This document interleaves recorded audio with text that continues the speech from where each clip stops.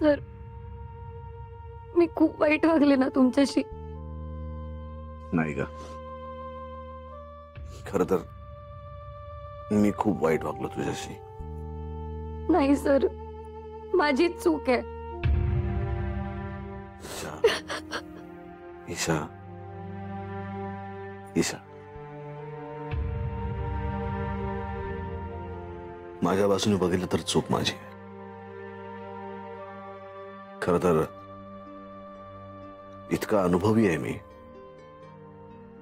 माणसांना ओळखतो मी, पण तरी आपल्याच माणसांना ओळखण्यात मात्र मी गाफील राहिलो. झेंडेचा तुझ्यावर राग होता, मला कळत होतं.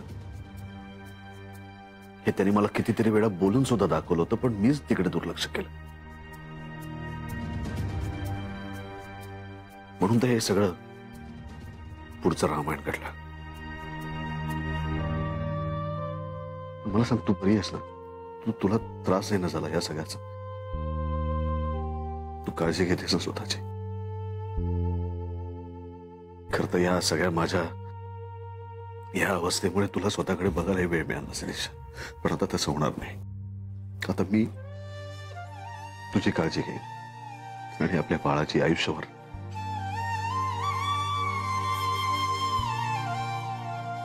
खरं तर आयुष्यात पहिल्यांदा इतकी गोड बातमी मला मिळाली.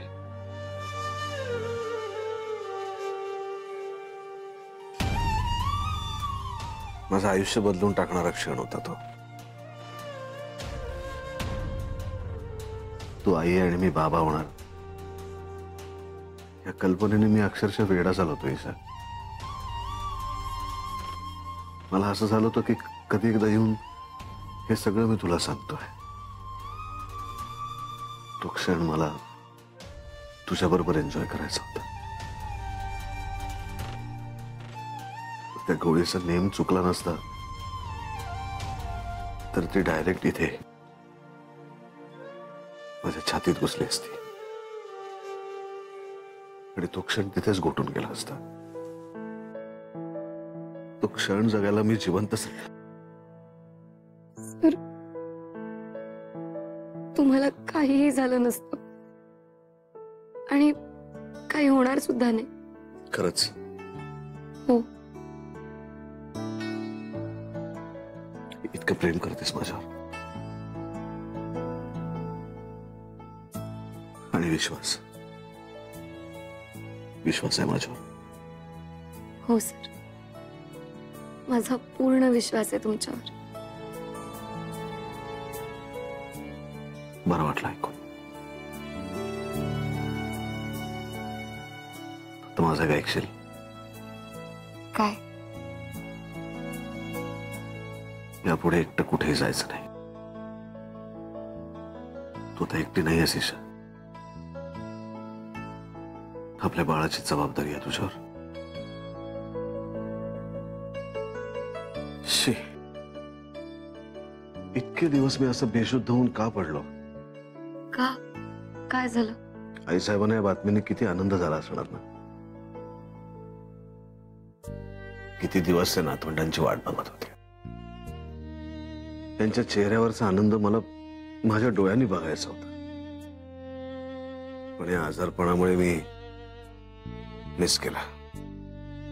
सर, तुम्ही काहीही मिस केलेलं नाहीये.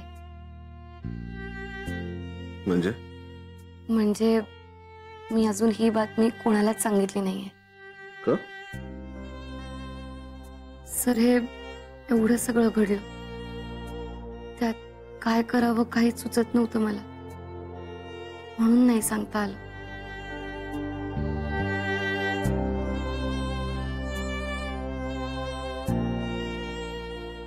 ठीक आहे, चल निघूया. कुठे? सगळ्यांना सांगूया. सर अहो, तुम्ही आधी बरे तर व्हा नीट. मी बरा आहे ईशा, तू तर आहेस ना माझ्या बरोबर. मग मी खरंच बरा आहे. चल खाली जाऊया आणि सगळ्यांना ही आनंदाची बातमी सांगूया. चल. सर हळू.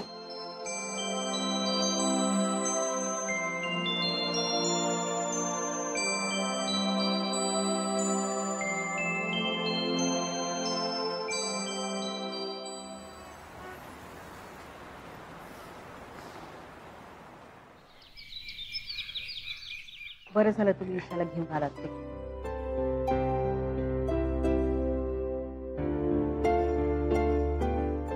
दादा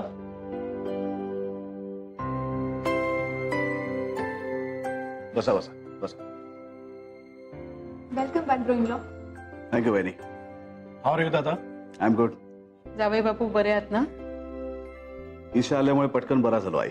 तुम्ही बरे झालात हे बघूनच खरं तर अगदी जीवात जीव आला बघा. बरं नसताना उठून बाहेर कशाला आलात? ऍक्च्युली तुम्हाला सगळ्यांना एक गोड बातमी द्यायची होती. गोड बातमी?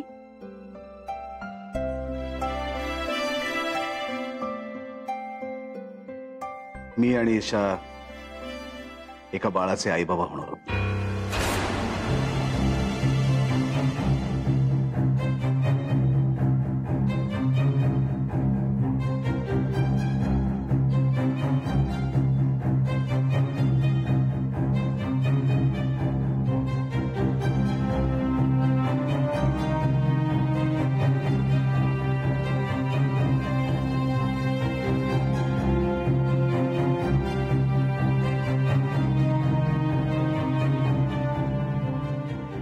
तुम्ही आता आजी आजोबा होणार, आई बाबा, आणि आमच्या आई साहेब सुद्धा. That's a great news. Congratulations both of you. Thank you. So Isha, त्या दिवशी तुला ते पाळण्याचं स्वप्न पडलं होतं ना, ते ऍक्च्युली तुझ्यासाठी होतं, माझ्यासाठी नाही. उगाच मला सगळ्यांनी देवळात पाठवलं आणि ओटी भरायला लावली. तुम्हा दोघांचंही अभिनंदन. अभिनंदन. थँक्यू बाबा. थँक्यू आई.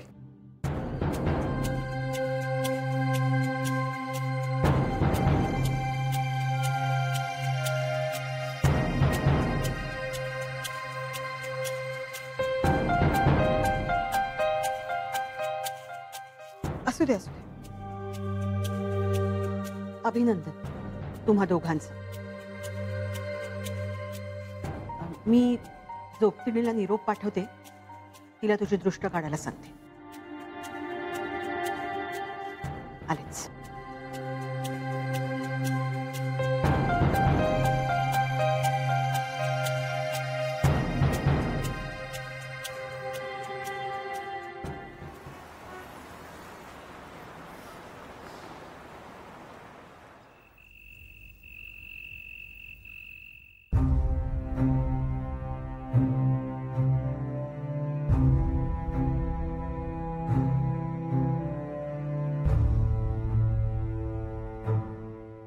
आई साहेब, आज पोथी वाचन झालं सुद्धा? सुरूच झालं नाही.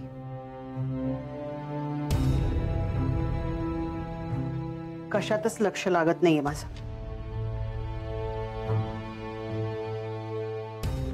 काय झालं आई साहेब?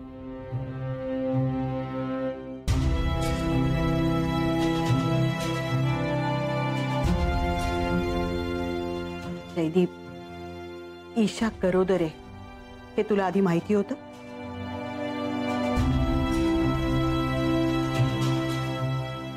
अच्छा, म्हणजे तुझ्या माय फ्रेंड वहिनीनी तुला आधीच सांगितलं होतं आणि हे तुला मला सांगावं असं वाटलं नाही. आई साहेब, वहिनीने मला ही न्यूज कोणालाही सांगण्यापासून मनाई केली होती. तिने मनाई केली आणि तू ऐकलंस.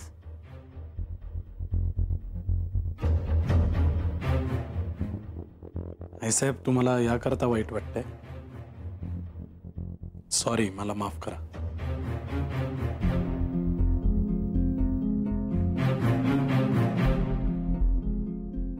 एवढं एकच कारण नाहीये. मला चिंता आहे ती ईशा विक्रांतचा बदला घेणारे, त्याचं पुढे काय होतंय याची. म्हणजे आई साहेब, तुम्हाला ही न्यूज ऐकून आनंद नाही झालाय? पहिल्यांदा जेव्हा हे कळलं तेव्हा मला खरंच आनंद झाला होता, पण दुसऱ्याच क्षणी तो विरला.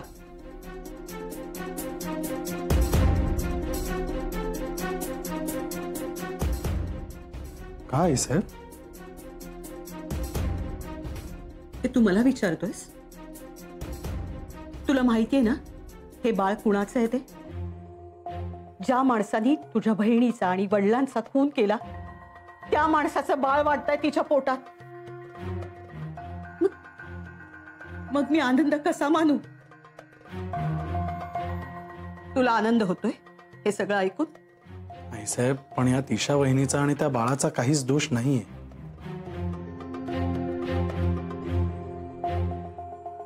मान्य आहे मला, त्या बाळाचा दोष नाहीये.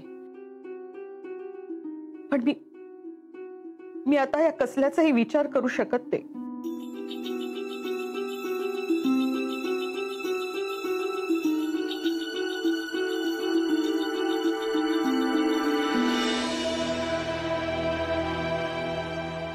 आई साहेब, आपल्याला ईशा वहिनीचा विचार करावा लागेल. ती आई होणार आहे. ती ईशा पण आहे आणि ती राजनंदिनी पण आहे. त्यामुळे तिच्या भावना आपल्याला समजून घ्याव्याच लागतील आई साहेब. पण या सगळ्या प्रकारात तिच्यातली राजनंदिनी मागे तर पडत नाहीये ना. ती विक्रांतला शिक्षा देणार की नाही? ती राजनंदिनीला न्याय देऊ शकेल की नाही? काहीच कळत नाही. आत्ता तरी याचा अंदाज करता येणार नाही आई साहेब. आपल्याला थोडं थांबावं लागेल आणि ईशा वहिनीच्या कलाने घ्यावं लागेल सगळं. आई साहेब,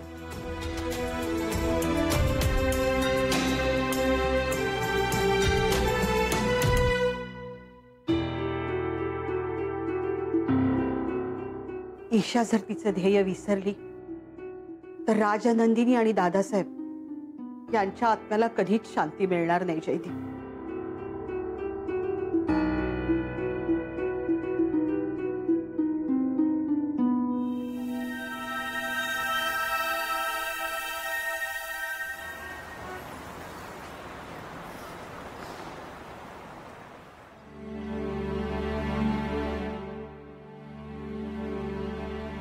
ईशा,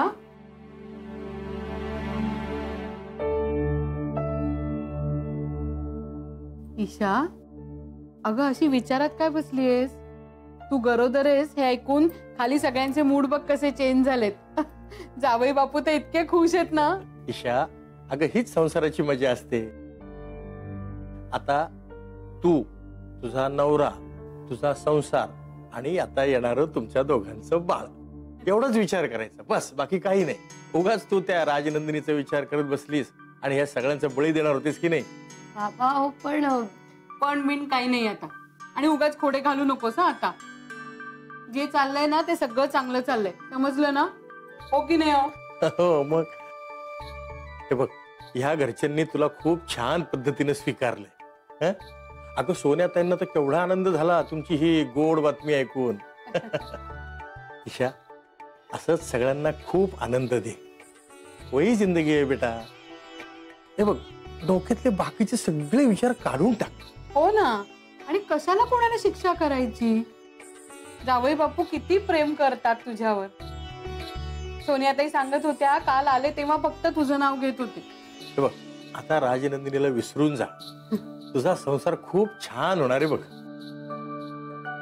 ईशाचे आई बाबा. अहो, सोनियाताई हाक मारताय. हो. आलो हा मी जाऊन.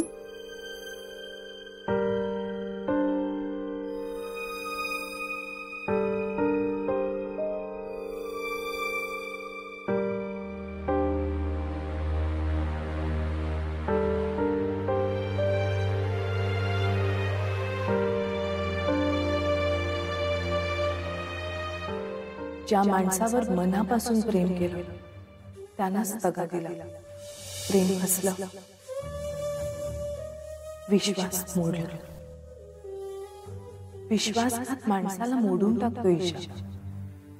तो इतका जिव्हारी लागतो की त्याची परतफेडी करावीच लागते. गेल्या जन्मी झालेल्या फसवणुकीमुळे तुझ्यावर इतका मोठा आघात झाला की त्याची झळ फक्त तुझ्या मनाला नाही, तुझ्या आत्म्याला सुद्धा लागली. मला परत यावं लागलं ईशा. पुन्हा जन्म घ्यावा लागला मला तुझ्या रूपात. आपण एकमेकींचीच रूप आहोत. तुला माझं सगळं आयुष्य दिसतं, ते आपलं वाटतं, कारण तू म्हणजेच मी आहे.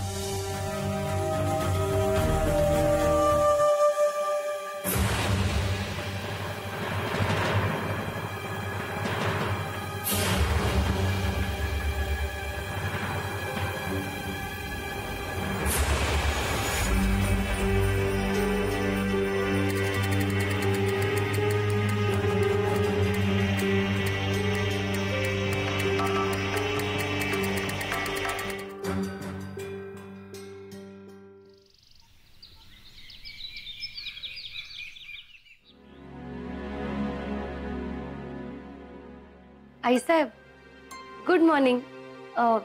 छान झोप झाली ना?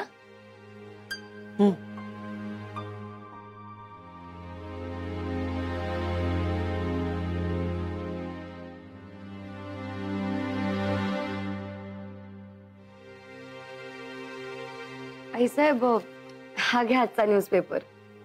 ठेव.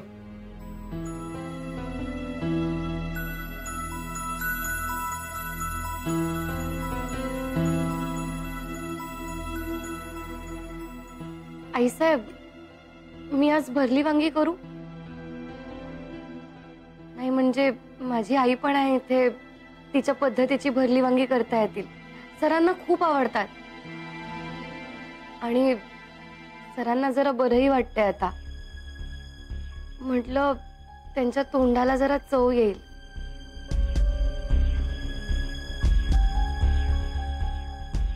करू ना?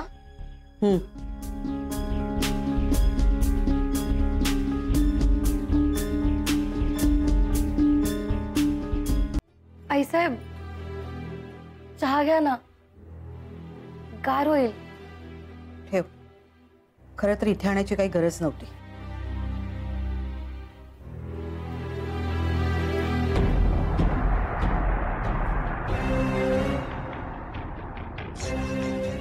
पण आईसाहेब, मी तुम्हाला पहिला चहा नेहमीच इथे आणून देते.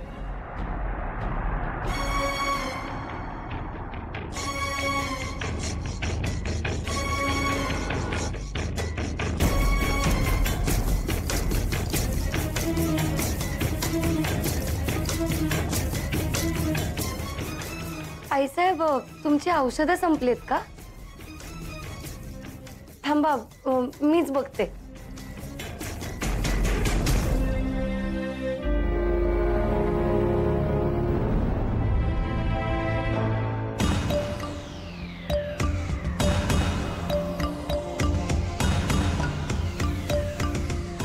आईसाहेब, आहेत सगळी औषधं.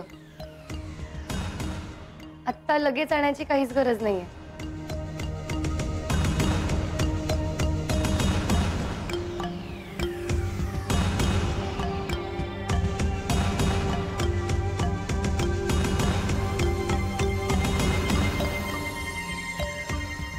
आईसाहेब, तुम्ही झोपतिणीला कळवणार होतात ना?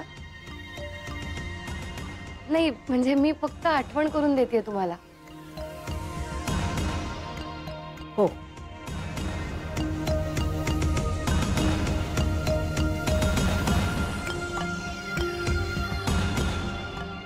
आईसाहेब, तुम्हाला काय हवंय? मी देते ना आणून तुम्हाला. मला सांगा ना. आईसाहेब, आईसाहेब काय झालंय? तुम्ही नेहमीसारखं का नाही बोलत आहात माझ्याशी? हे बघ, तुझं बोलून झालं असेल तर जा तू. मला एकटीला बसून नामस्मरण करायचंय.